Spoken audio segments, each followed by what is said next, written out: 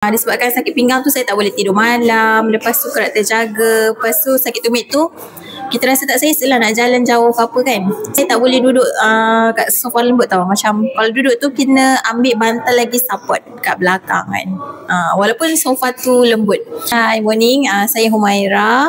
Okay, testimoni saya yang pertama tentang Alora Pes dengan Alora Sok lah. Sebab dulu ada masalah sakit pinggang, lepas tu ada masalah sakit tumit yang sakit lah kan. Walaupun bukan bertahun, tapi disebabkan sakit pinggang tu saya tak boleh tidur malam, lepas tu kerak terjaga, lepas tu sakit tumit tu kita rasa tak selesa lah nak jalan jauh apa kan. So beli Alora Pens, pakai satu malam kita rasa macam macam ada orang urut bahagian pinggang yang sakit. Lepas tu saya continue pakai 2-3 hari kan. Sebelum tu saya tak boleh duduk kat sofa lembut tau. Macam kalau duduk tu kena ambil bantal lagi support kat belakang kan. Walaupun sofa tu lembut.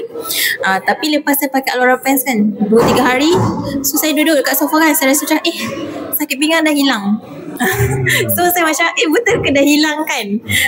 Tapi nak cakapnya memang malam tu sepanjang saya pakai Alora kan, time tidur saya boleh tidur lena. Saya tak ada berjaga. Selalu kan tengah malam saya akan kali kanan, kali kiri sebab kita tak selesa kan, letak bantal atas kat bawah pinggang lah kan, nak bagi comfort kan.